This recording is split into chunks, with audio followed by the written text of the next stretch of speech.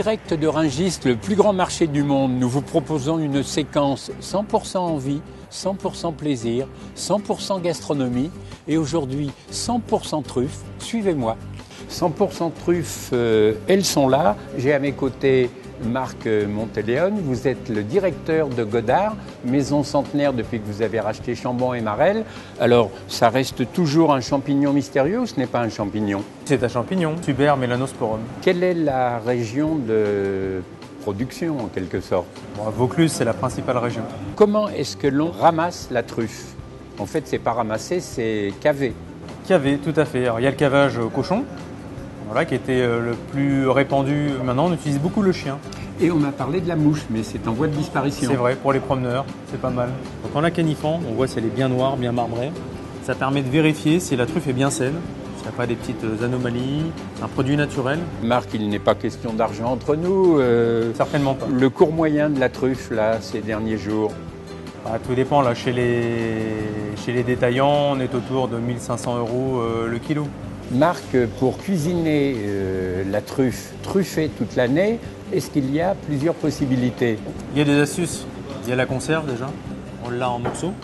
On a la brisure, on a la pelure et on a le jus qui va venir aromatiser, renforcer le goût de la truffe. Et les toutes dernières nouveautés? C'est la pelure de truffe et la brisure de truffe surgelée. Donc c'est surgelé à très basse température. On préserve vraiment les qualités aromatiques de la truffe, beaucoup plus qu'on conserve. Et on n'arrête pas le progrès avec du sel truffé. Voilà, pour s'amuser. Nous allons peut-être passer à la dégustation. J'ai faim. Gilles, vous êtes le chef cuisinier de la maison Godard. J'ai déjà goûté votre cuisine, elle est exceptionnelle. Alors, votre premier petit secret pour utiliser la truffe fraîche? Bien, premièrement, parer la truffe, la peler.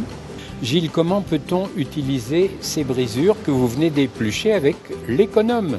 Dans une salade de mâche, avec de l'huile de noix du Périgord, nous pouvons les mettre sur des pâtes al dente. L'omelette aux truffes, d'abord briser les truffes avec une fourchette, mélanger avec les œufs, assaisonner. Quelques lamelles avec la fabuleuse râpe à truffe. Nous allons truffer un Saint-Marcelin, donner du goût aux œufs en les mettant dans un bocal, un vieux bocal, le parfait. On referme le bocal, on le met au réfrigérateur pendant 48 heures et nos œufs seront truffés, en odeur du moins.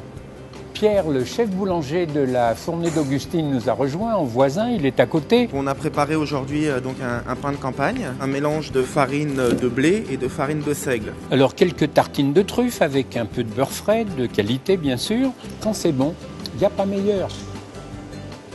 Nous sommes à la cave de Rungis, au cœur du plus grand marché du monde. J'ai à mes côtés son propriétaire, monsieur Antoine D'Agostino. Alors Antoine, que pouvons-nous déguster avec modération pour accompagner le diamant noir, la truffe? Tous les grands crus français passent très bien, mais ce qui fait l'unanimité, c'est quand même Saint-Émilion-Pomerol, grand cru classé. Là, on ne se trompe pas. Antoine, merci de votre accueil. Je vous donne rendez-vous très rapidement pour une prochaine dégustation 100% hôtel Resto Visio.